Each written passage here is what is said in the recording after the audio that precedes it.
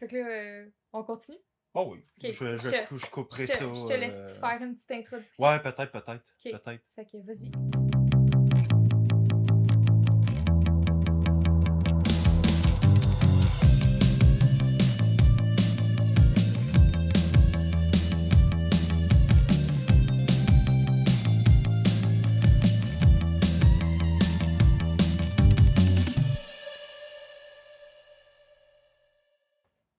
Hey, bonjour tout le monde. Bienvenue dans ce Allô? nouvel épisode. Ben oui. Ben bonjour Tammy, comment ça va premièrement? Ça va, toi? Je t'ai même pas laissé faire ton intro comme ça. Non, ben c'est ça. Bonjour, bienvenue à cette partie 2 de l'épisode sur Rue du Plessis, ma petite noirceur, le livre de Jean-Philippe Plot, qu'on a décidé de faire en 2 parties parce que, ben, visiblement, on en avait beaucoup à dire.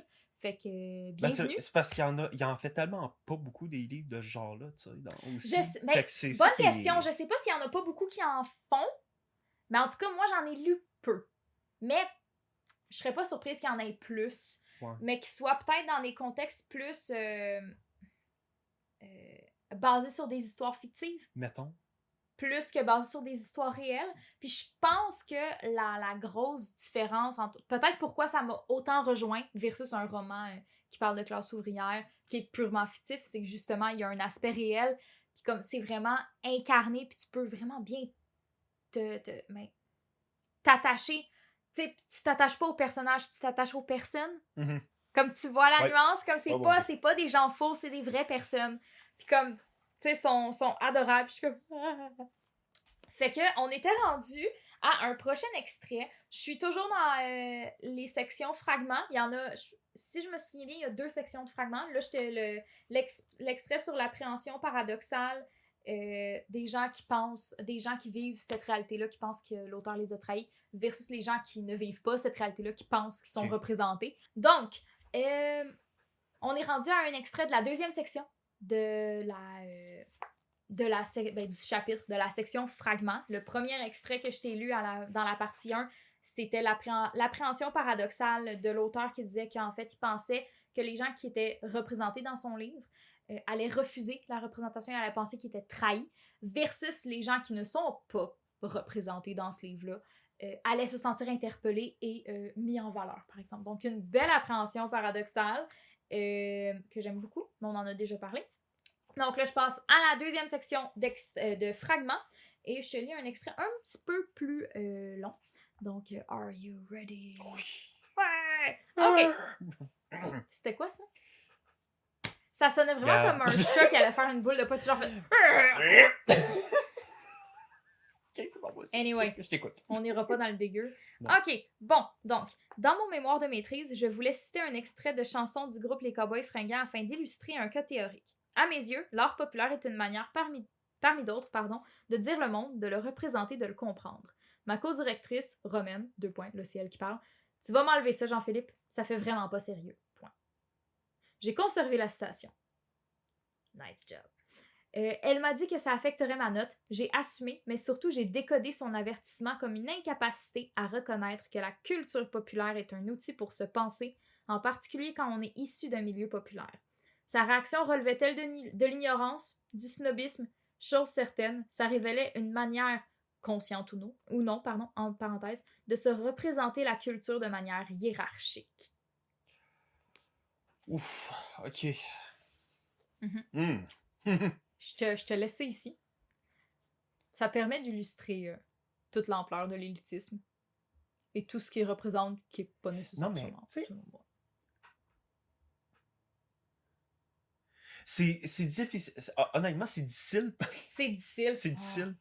Non, mais pour vrai, c'est très difficile pour moi d'assumer que ce passage-là relate quelque chose de quand même très véridique. Dans la mesure où tu me connais, je suis quelqu'un qui est extrêmement fier de ma culture. Tu sais, je veux dire...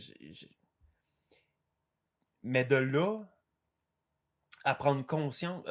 pas que j'avais pas conscience, mais que quelqu'un ose le mettre noir sur blanc dans un livre, qu'en réalité, la culture est hiérarchisée. Oui.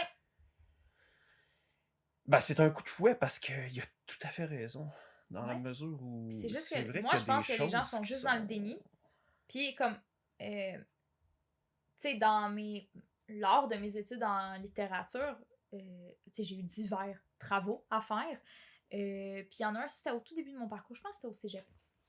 Fallait qu'on fasse toute notre cohorte, qu'on fasse un top du livre qu'on estimait qu'il fallait absolument lire dans sa vie. Fait vu qu'on était 20, ça faisait un top 20.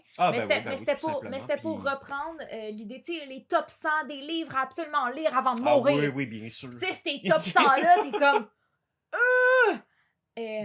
Puis j'ai eu tellement de difficultés à choisir un livre parce que je me, entre guillemets, censurais dans mes choix.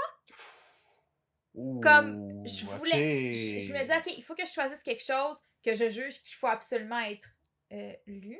Puis tu sais, j'étais plus jeune, fait que j'avais moins lu. Donc, de facto. Oui, mais au final, t'avais déjà le réflexe de choisir pour les autres et non pour toi, tu sais. Oui, aussi, mais j'avais aussi un réflexe hiérarchique. Uh-huh. Parce qu'au final, j'ai choisi un livre que j'adorais, mais que j'adore encore, que j'ai juste trop lu. C'est quoi? Gatsby le Magnifique. OK. C'est celui-là que j'ai choisi. Puis c'est juste... Puis justement, c'est quand même drôle parce que il y a comme un enjeu des classes sociales, puis comme de l'élitisme, tout ça. Fait comme...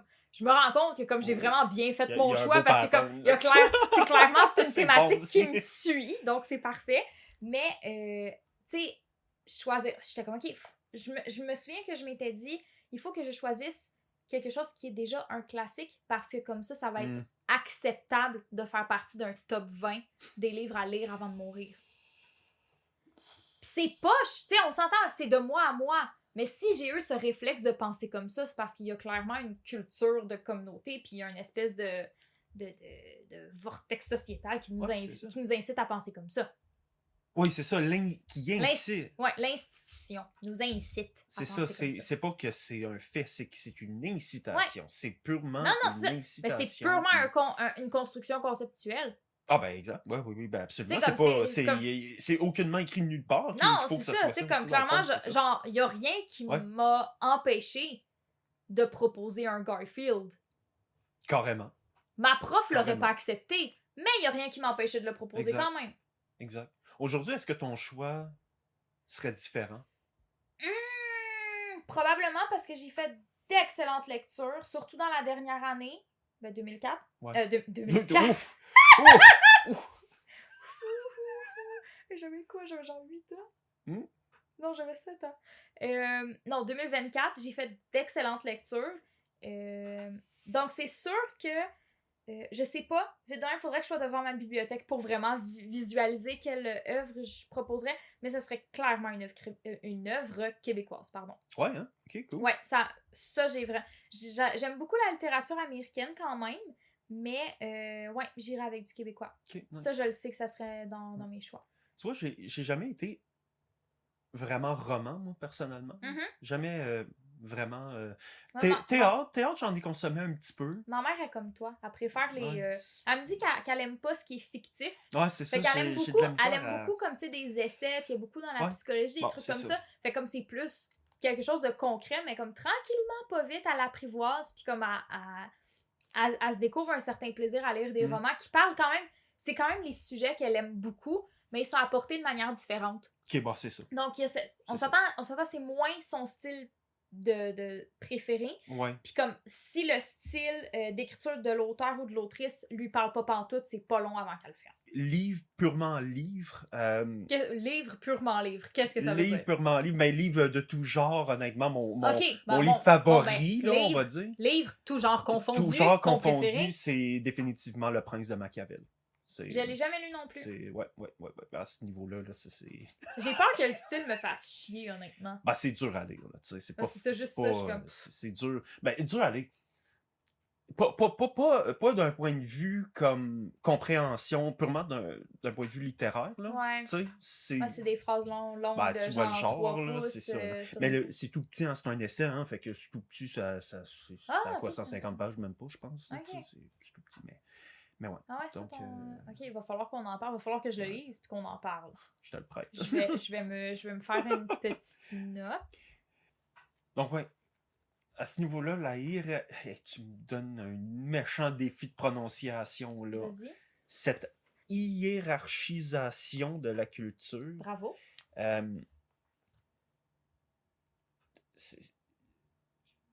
Oui, vraiment, je vais le dire comme ça. C'est difficile pour moi d'assumer que c'est quelque chose qui existe, tu vois. Alors que j'en suis pleinement conscient. Pourquoi c'est difficile d'accepter? Dans, dans, Pourquoi t'es pas mais capable mais de ce pour déni-là? moi, pour moi, je veux dire, la culture, c'est quelque chose qui est partout, qui est accepté, qui est commun, tu sais. Ouais. Mais si, à côté de ça, je suis tu sais, c'est ça, c'est pour moi, c'est ça la culture, mais à côté de ça, je suis aussi conscient que comme elle est hiérarchisée, Mais en même puis temps, que c'est pas Joe, tout c'est. qui est accepté, tu sais. Ben, Non, c'est ça. Puis institutionnellement parlant, honnêtement, tu sais. si notre société est hiérarchisée, Hey, pourquoi est-ce que notre c'est culture ne dur. le serait pas? Moi, Ben, logiquement, ça fait vraiment beaucoup de sens. Je suis aucunement d'accord avec cette hiérarchisation-là. Mais à voir que notre société est très hiérarchisée, ça me surprend aucunement que la culture suive la même formule. hey, tu vois, moi, j'ai tellement de difficulté à croire. Ben, non, pas à croire, mais À à l'accepter saisir. puis à t'enlever tes œillères. Ouais. Parce que c'est clairement comme là, c'est ton déni qui vient d'éclater Ouais, dans ta ouais, ouais. face. Non, mais carrément, genre. Schlac! Non, mais moi, de me faire dire, genre, oh, je vais citer les Cowboys fringants dans un mémoire de maîtrise pour prouver un point sociologique, assurément. Mhm. Puis de me Qui faire devait dire être. par mon directeur, directrice, non, enlève-moi ça de là, c'est pas sérieux. C'est comme moi quand je me suis fait dire Ben qu'on pouvait pas voyons. mettre de point d'exclamation dans un mémoire de maîtrise. Tu te souviens-tu de cette journée-là? J'ai Absolument. dit, clairement, je vais en mettre un. Finalement, j'ai pas fait de mémoire. Fait que. Ouais, mais bon. Ben, ils Who cares, ont gagné, rendu mais c'est là? pas grave. Ben, non, non, non, non, non, non, non, non, non, Non, non, mais c'est pas ça le point. Mais tu sais, comme. C'est drôle parce que j'ai une amie qui, en ce moment, fait son mémoire puis elle travaille sur les cowboys. Puis Ah oui? ouais, Cool. au départ, il y a quelques années, elle voulait le faire sur les cowboys puis elle s'était dit, elle-même, elle l'assume très bien puis elle l'a vraiment bien formulé. Puis là, je vais mal le formuler. Sorry, my friend. Elle avait dit qu'elle voulait pas faire. Elle avait envie de faire son mémoire sur les cowboys fringants, mais en même temps, elle ne voulait pas parce qu'elle jugeait pas que c'était assez élevé, entre guillemets, d'un point de vue culturel. Puis c'est quand Carl Tremblay est décédé qu'elle a réalisé, tu sais, puis qu'on a vu tout l'effet que ça a eu sur le Québec au complet. Puis à quel point ça a comme permis de réaliser, même si on le savait tout inconsciemment, mais ça l'a vraiment rendu concret, le fait que c'est un pilier culturel du Québec, que les cowboys le sont. Ben, Mais c'est quand elle a vu tous les faits de la société que le décès de Carl Tremblay a eu, qu'elle a fait, ah ben, câlisse, ben je vais faire mon mémoire sur les cowboys finalement. Puis là, tu sais, comme là, elle est à fond dans ouais. son projet, puis son projet, il est accepté, puis ça Bon, ben, avance tu vois, super c'est bien. ça. Mais tu sais, au final, c'est ça, c'est que je pense qu'il y a quand même il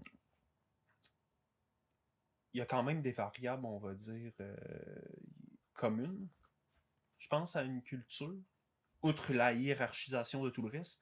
Tu sais, par exemple, mettons qu'on parle purement québécois, les cowboys, je pense que, tu l'as très bien dit, avec le décès de Carl Tremblay, on peut constater effectivement que les cowboys fringants, malgré ce que l'auteur a pu Ouais, écrire, ce que la prof de l'auteur ce lui que a la dit. prof a pu lui dire, force est de constater que les cowboys, c'était une variable une variable culturelle qui est commune à tous, dans le fond, au Québec. Ah dans le oui, fond, qui est tu sais. crucial à la C'est culture crucial. québécoise. Donc, je pense qu'il faut quand même faire la juste part des choses, là, aussi, tu sais. On peut pas, je pense pas qu'on peut dire que tout ce qui est culture est hiérarchisé à ce moment-ci, tu sais. Ben oui, il reste dans la hiérarchie, il est juste passé comme du milieu au top.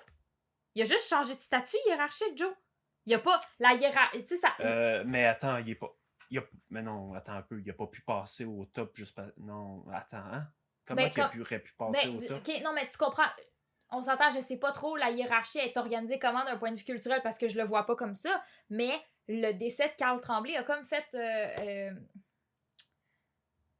genre comme je cherche mon terme puis je le trouve pas, mais a comme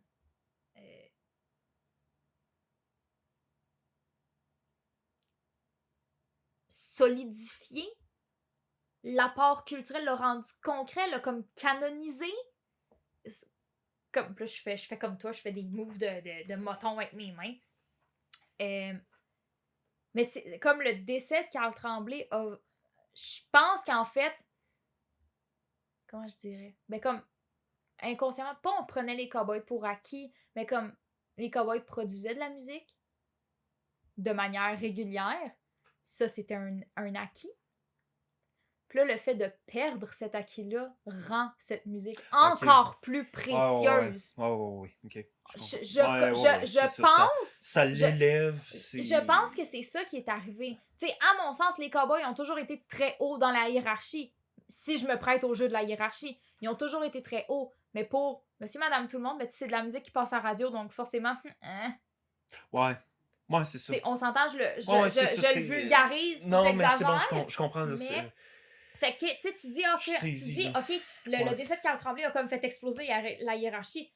Non, il a juste changé de palier, je pense. La hiérarchie, elle a pas explosé. Parce que sinon, à la radio, maintenant, on entendrait pas mal de trucs plus variés. Assurément. Parce que moi, entendre les mêmes 5 tunes à radio à journée longue, à un moment donné... Comme ça... Mettons... la langue française, dans ce cas-ci. Est-ce que précise ta pensée, est-ce qu'elle est... Ben, tu sais, la langue française au Québec, c'est quand même... si ce n'est pas le premier, c'est dans le top 3 des éléments culturels qui fait de nous un Québécois, une Québécoise. Culturel ou identitaire?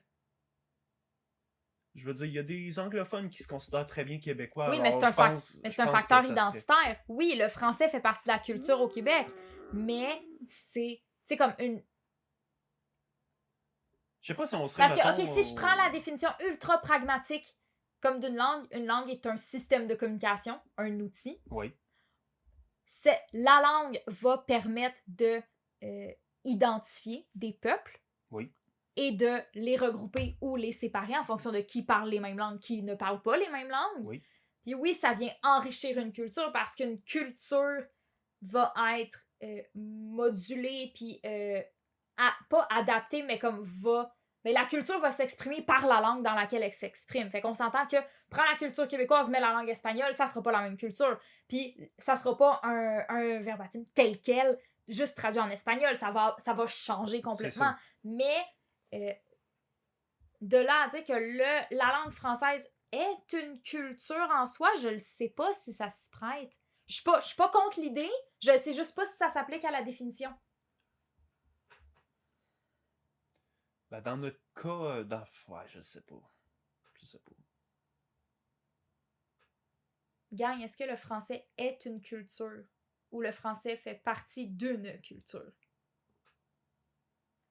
Fait que on attend vos réponses puis vos hypothèses. Toujours dans le respect. Ouais. Vous pouvez mettre un commentaire. Le gars, il plug sa pub. Mettez la cloche, le ci, le ça. Bref, très bon extrait. Très bien bon choisi. Très, très bon. Merci, je l'aime full. Bien choisi, ça. Merci. OK. OK, on passe au prochain. Ouais. Le prochain est plus court, si je me trompe bien, mais il y en a... Si je me trompe bien... Oui, tu te trompes bien, je confirme. Tu te trompes bien. Tu veux-tu une anecdote vraiment stupide? Ouais, l'autre jour, j'avais vraiment besoin d'aller faire pipi. Comme j'avais vraiment envie. Puis, comme, tu sais, mon chum, il sortait de la salle de bain, puis j'étais comme, OK, t'en as-tu encore comme pour un petit moment? Tu sais, genre, il se brossait les dents, puis tout. Puis j'ai voulu dire, j'ai vraiment envie, puis il faut que je fasse pipi. Puis j'ai dit, j'ai vraiment... Non, j'ai dit, je voulais dire, j'ai envie, puis je vais me pisser dessus.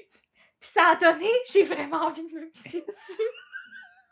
C'est comme un lapsus dont je me suis pas encore remise. J'ai envie de me pisser. Non, je pense que j'ai dit, j'ai vraiment envie de me pisser dessus. Vraiment envie là, de t'as mon chum qui s'est bien foutu de la gueule. J'ai vraiment envie de me pisser dessus. T'es le golden shower, toi, chose. Ah mon Dieu! No! You did not say that! Oh non, je suis désolé. C'est correct. Ça a l'air de t'avoir fait du bien, fait que good for you, babe. OK, prochain extrait, il est extrêmement court. C'est juste parce que j'ai aimé la phrase. Ça résumait tellement bien la chose. Les classes sociales existent toujours. Seule la lutte a cessé. Ouf. Ben, tu peux pas avoir un meilleur résumé, un mic drop direct, man. C'est tout. J'ai pas de commentaire non plus. J'aimais juste cette phrase. Pourquoi je suis d'accord avec tout ce qu'il dit? 'Cause he's a genius. I love him. Non, mais que la lutte ait terminé, je suis comme, merde, La lutte n'est pas terminée. La lutte a cessé. la lutte a cessé. Oui, c'est ça, Ça le veut pas dire la nuance. même chose. Nuance. Non, c'est ça, la lutte a cessé. Ben, je veux dire, quoi dire de plus? Je veux dire, de toute façon, en Amérique du Nord, qu'il y ait quelqu'un qui se lève pour faire une lutte ouvrière, je veux dire, il va se faire traiter de communiste de tous les noms possibles et imaginables, il va se faire mettre au bûcher direct, là, je veux dire, c'est... Tu sais, je veux dire, on est en Amérique du Nord, là, je veux dire, c'est... Tu sais, je veux dire, Kamala Harris, c'est une communiste, là, je veux dire, c'est... Non, mais tu sais, c'est ça que c'est pareil, là. C'est tellement radical. Puis Bernie Sanders, c'est un marxiste, non, mais tu sais, c'est vraiment ça, là. Tous des concepts que nous allons définir éventuellement Absolument. dans certains épisodes pour justement comme démêler tout ça. Honnêtement, j'ai rien de plus à dire que oui, tu sais, dans le fond. Oui. He's my God. La lutte a cessé. Ouais, seule la lutte a cessé. Bon, après, on peut toujours se demander est-ce que c'est nécessairement une mauvaise chose? Ouais, là, on tombe dans d'autres débats, C'est- mais clairement, je pense que dans le contexte de cette œuvre, là, j'ai de la misère avec mes 7 ces temps-ci, mais dans le contexte de cette œuvre, l'idée de la lutte des classes qui a cessé, c'est qu'on a laissé les pauvres à leur sort. Ouais, ça. puis Ben, qu'on c'est les- vrai qu'on est des années 70 aussi, là, tu sais, ouais, c'est vrai. Ah ouais, c'est vrai. t'as un meilleur contexte historique que moi. Est-ce que t'es prêt pour le prochain extrait? Oui. Celui-là, puis le prochain extrait, c'est ceux qui vont clairement... moi, ils m'ont fait réagir beaucoup. Ouais. Je pense qu'ils vont te faire réagir beaucoup, mais tu sais, nous sommes 2 personnes qui sont... pour qui la justice est une valeur fondamentale. Puis, c'est ça, en tout cas. Are you ready? OK. Ok, bon, j'arrête de niaiser. Dominique, un garçon absolument gentil et sans malice, provoquait mon ressentiment simplement parce qu'il était l'incarnation même du jeune adulte privilégié, passablement inconscient de sa condition. Il ne comprenait pas, me disait-il, qu'on puisse travailler dans un resto tout en faisant des études universitaires. Très tôt dans son parcours, Dominique a publié divers articles de sociologie dans des revues scientifiques prestigieuses, des livres aussi, coécrits avec une sociologue, André, qui était notre professeur au bac. Ça me mettait en tabarnak. Pendant qu'il disposait de son temps libre pour écrire et publier des textes, je flippais des boulettes pour joindre les 2 bouts.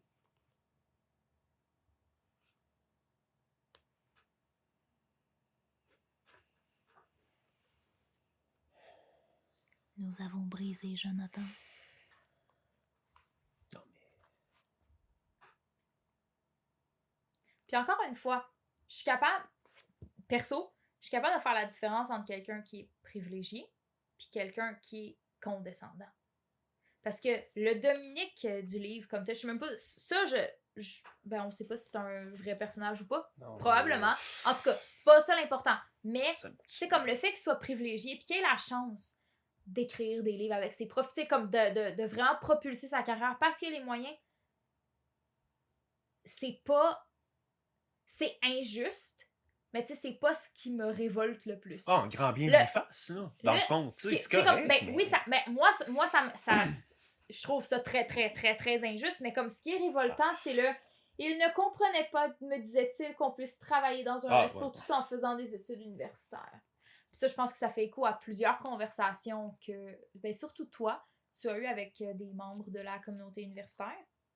Ou des gens de notre entourage, de nos amis communs qui nous en... Tu vois, c'est ça, c'est qu'à un moment donné, j'ai décidé d'avoir une qualité de vie, tu sais, dans le fond.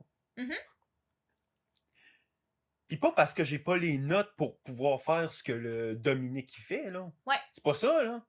C'est que moi, j'ai décidé que j'en avais plein de cul de vivre sous le seuil de la pauvreté, dans le fond, tu sais. Ouais, je comprends. T'sais? Ouais, vivre sur les prêts et bourses, pas Moi, savoir... Moi, c'est ça que j'ai décidé de faire comme changement de cap, dans le fond. Ouais. Puis qu'à côté de ça, on réussisse à me dire « Ah ouais, non, mais t'es chanceux. Hey, ferme ta gueule! » Ouf, on a vraiment brisé Jonathan, les amis. Non, mais tu sais, c'est qu'en fait, tout ça pour dire, je trouve qu'il y a comme eu un changement de gap par rapport aux années 70, en l'occurrence.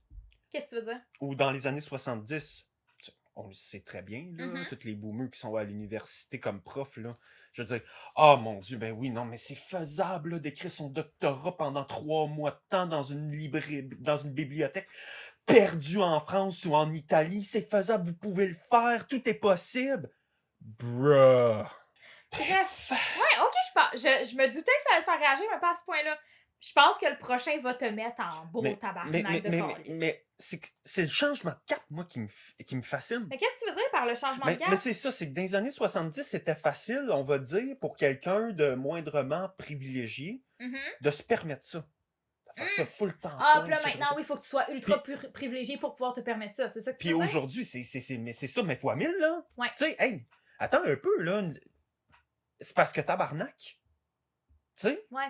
Mais c'est aussi, je pense que le gros de la frustration avec l'institution universitaire, c'est que les profs ou les personnes qui disent « Ah, mais oui, tu sais, isolez-vous pendant 3 mois, écrivez toutes vos affaires ne se sont jamais mises à jour. » Mais... C'est juste qu'il y en a qui sont... Dernier point par rapport à ça, c'est juste qu'il y en a qui sont plus conscients que d'autres. T'sais, même ma grand-mère, là, elle est full à 1000% consciente de la chance qu'elle a eue. Puis elle se répugne de la planète qu'elle me lègue. C'était extrêmement bien dit. C'était très beau. Tu vois? Mm-hmm. Bref. Poursuivons. Là, c'est un chapitre. Oh. C'est un chapitre de 4-5 pages, mais ça va bien se lire. Mais j'ai essayé de te prendre juste l'extrait, parce que c'est surtout la fin qui est le fun, mais t'auras pas le contexte, donc il faut avoir le chapitre complet. Le chapitre, je pense que je respecte pareil le 10% de divulgation d'une œuvre, fait que pour les enjeux de droit d'auteur. De toute façon, comme je dis pas que c'est moi qui l'ai écrit, comme j'ai... Au pire, on aura des problèmes. Moi, je fais juste dire que j'ai beaucoup aimé le livre. Je l'aime beaucoup. Monsieur Plot, on vous invite dans un futur épisode. Ah! Ça serait tellement le fun! Je serais genre, oh my god! Oui, you signed my book! Non, mais en vrai, si il est au Salon du livre ben, qui s'en vient, je suis comme, moi, je me garoche, là. Ben, je peux avoir comment tu t'as dévoré. Puis le pire, c'est qu'à la base, je suis tellement pas une fangirl de... Tu sais, j'adore les livres, mais rencontrer les auteurs, c'est pas ce qui me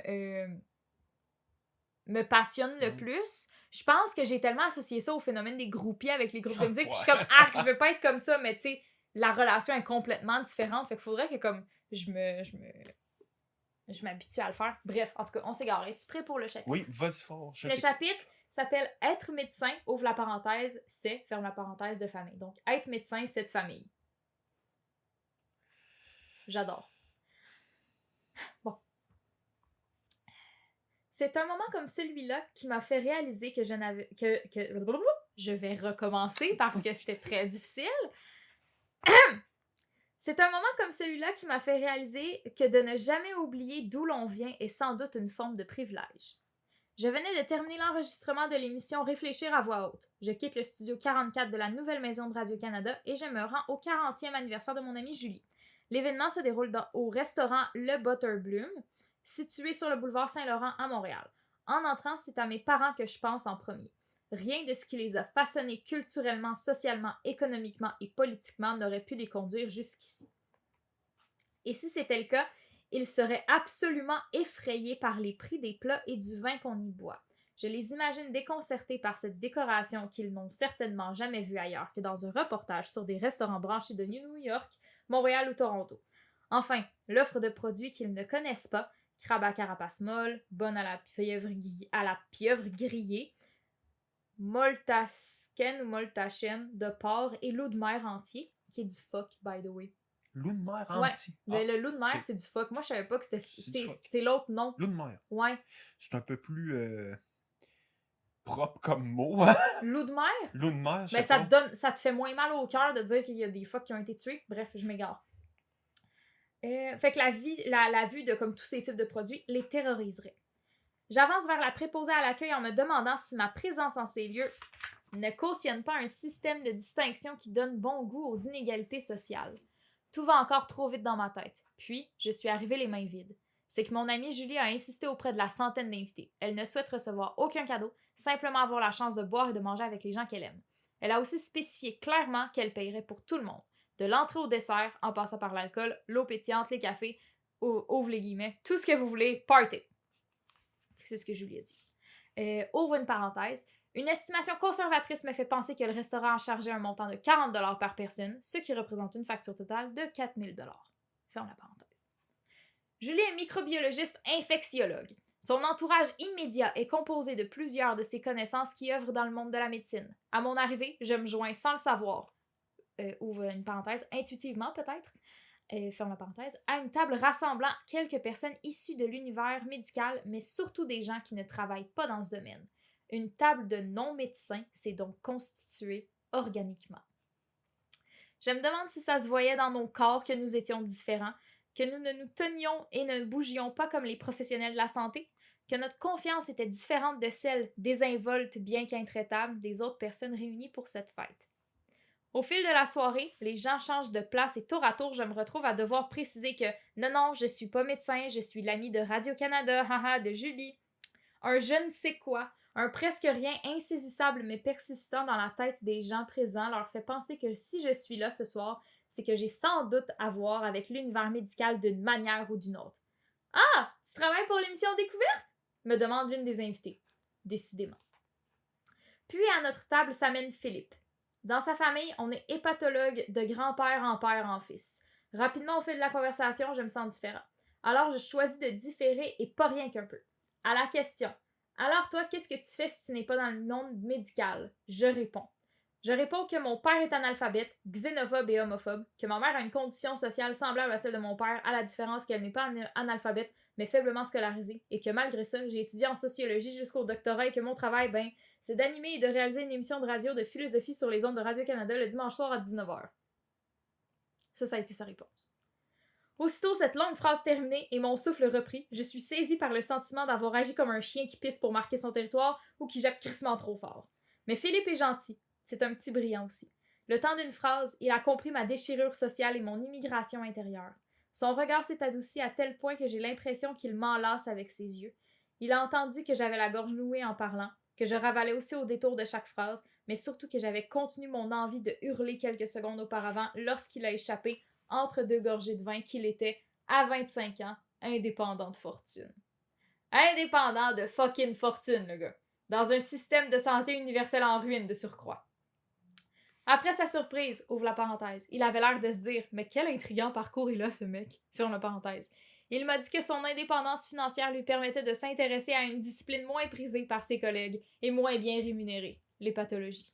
Cette spécialisation s'attache à un organe, le foie, qui amène dans les bureaux des hépatologues, ouvre les guillemets, une clientèle souvent défavorisée comme les itinérants, des autochtones, des pères désabusés. C'est épouvantable à dire, Jean-Philippe, mais on finance beaucoup moins la recherche dans ce domaine pour les mêmes raisons. Alors, il faut vraiment être motivé, déterminé pour aller dans cette direction-là. Ce que je suis. Ferme les guillemets.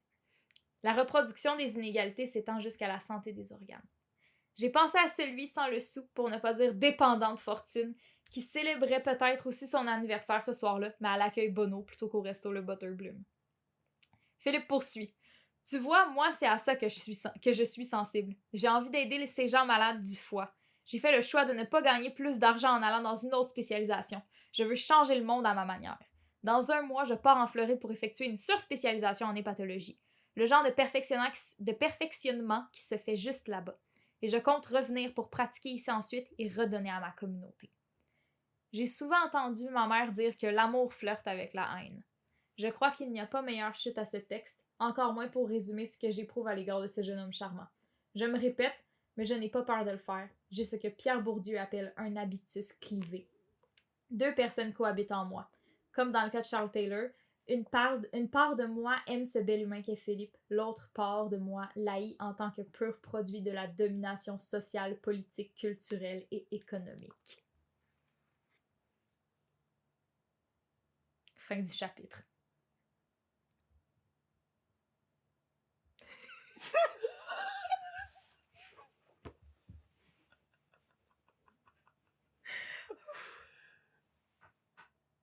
Ça fait du bien à lire à voix haute.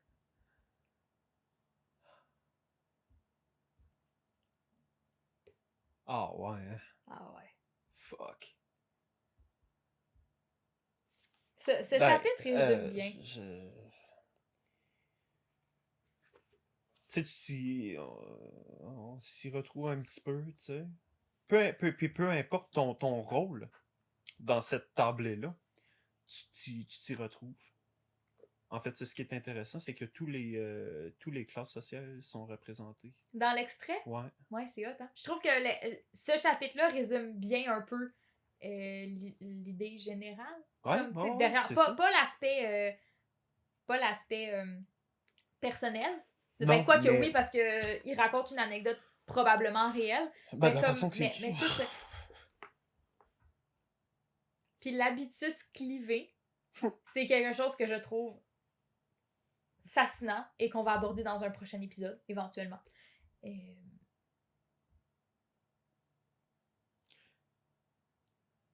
L'audace de dire aussi qui tu es réellement puis de où tu viens.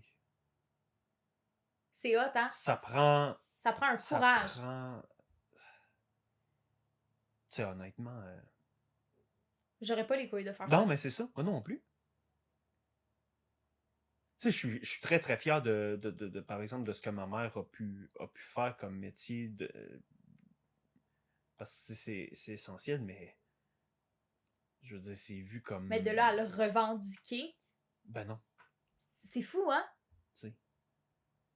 Comme, tu sais, dans cet extrait-là, ça vient pas d'un... tu sais, la revendication, son statut, ne vient pas d'un désir profond, intrinsèque de revendiquer ce statut-là. Ça vient vraiment en réponse à une attaque. Mm-hmm. Ouais, en plus. C'est vrai. Tu sais, c'est l'expression, si on veut, la plus malsaine possible. Probable, mais bon, en même temps...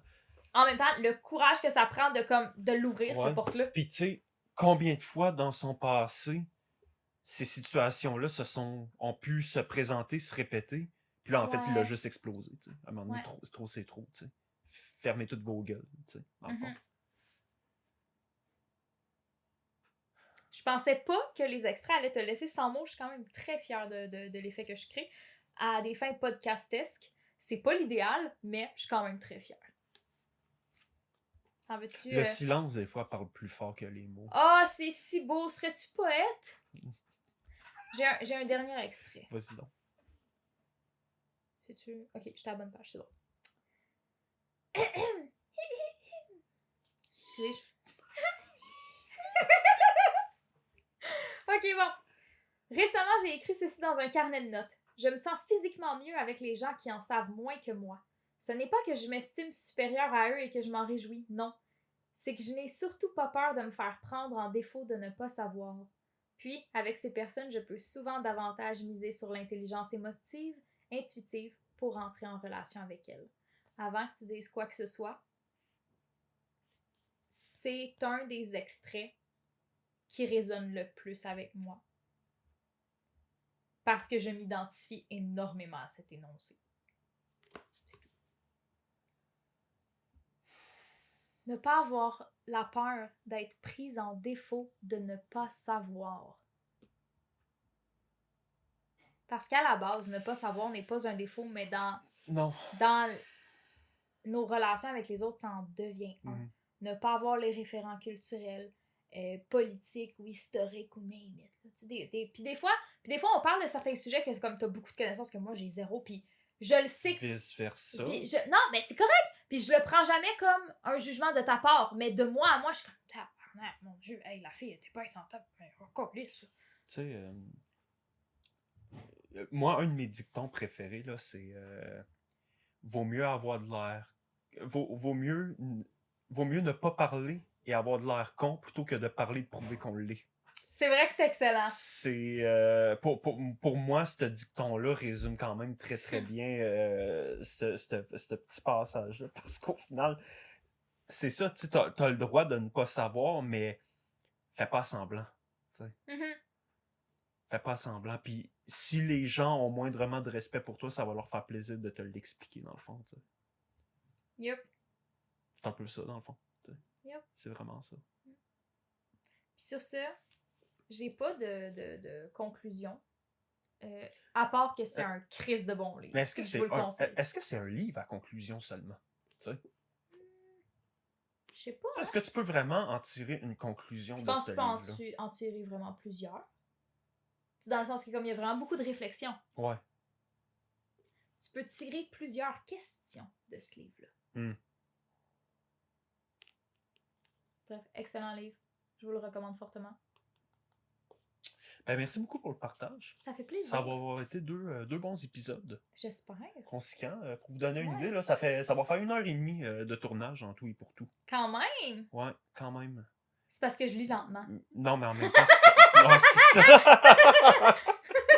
Non, mais merci beaucoup. Puis honnêtement, ça, c'est... Dites-nous, évidemment, ce que vous pensez de ce genre d'épisode-là, parce que autant toi, tu viens de le faire, mais que moi, je pourrais le faire aussi sur Clairement. d'autres ouvrages, tu sais, puis Et faire je vais des être partages prise comme en ça. défaut de ne pas savoir.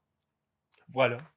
Hein? On Je boucle tiens la juste boucle. un petit disclaimer. Si on On fait boucle la boucle. des formules comme toi, je serai prise en défaut de ne pas Non, savoir. mais tu sais, une fois de temps en temps, des épisodes comme ça qui durent sur 2 semaines ou peu importe, je déteste pas ça. Puis, tu sais, Moi, j'aime bien l'idée aussi. c'est plus relax, peut-être. Ben, je sais pas si c'est plus relax. Ben, C'est- pas, oui, pour, oui, pas pour nous. ben, non, mais oui, dans un point de vue de production et de planification d'épisodes, création de contenu, etc. Tout ça, oui, mais c'est le fun de pouvoir vraiment comme... On n'est pas stressé par le temps d'enregistrement, puis OK, on veut plonger à fond dans le sujet. C'est ça. Let's go, ça prend Exact. 2 heures, ça prendra 2 heures. C'est ça. Puis ben, je pensais vraiment pas qu'on allait en faire jusqu'à 1h30. C'est vraiment cool. Puis oui, mais tu sais, je pense en fait qu'il faut qu'on se... Puis c'est quand même ironique que c'est moi qui dis ça, tu vas savoir, tu vas comprendre après. Mais je pense qu'il faut qu'on se laisse une chance, puis qu'on se laisse du lousse avec ce podcast. Puis je sais, avoir ta face, c'est très ironique que ce soit moi qui dise ça. Moi qui est une des personnes les plus exigeantes envers moi-même que je connais. Bref.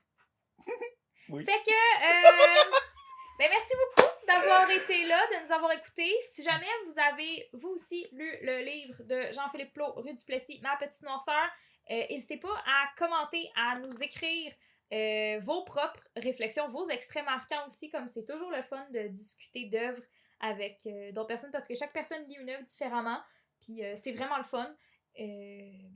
Puis ben, c'est ça, fait que n'oubliez pas de vous abonner à nos réseaux sociaux, à notre profil Spotify pour nous trouver plus facilement dans votre référencement, à la page YouTube, la chaîne YouTube. La chaîne. Ouais. Ouf, la Hey, toi, tu page disais, YouTube. toi, tu là. disais les cœurs jaunes puis bleus. Les là. cœurs jaunes puis bleus, voilà, Chris, là, correct, Quand je vais avec la page YouTube. je vais me permettre la page YouTube. C'est correct, je t'en donne ça. Bref, fait qu'abonnez-vous à nos réseaux pour suivre le podcast. On est aussi sur Facebook, Instagram et TikTok. TikTok. Pour rien manquer, parce qu'il y a du contenu Ouais, exclusif exact. pour chacune des plateformes. Fait que abonnez-vous à toutes si vous voulez rien manquer, la gang. Ouais. Tous les liens sont dans la description. Oui, pour ceux exactement. Qui sont Sur YouTube. toutes les Mais aussi, plateformes à ouais. part TikTok. En fait, il y a juste TikTok qu'on peut pas faire de réelle description en final. Je pense. Bref. Ouais, non, ça c'est à. Tous les liens sont là. Ouais, tous les liens. Ouais, vous pouvez nous trouver facilement. On a essayé de rendre ça le plus facile et accessible possible parce qu'on est mauvais avec la technologie, puis nous-mêmes, on a besoin de ces outils-là pour, Ouais, un peu, ouais. pour nous retrouver. Un peu, ouais. Mm. As-tu fini avec cette style-là? C'est assez? Ok, bye la gang! Ciao! Good lord!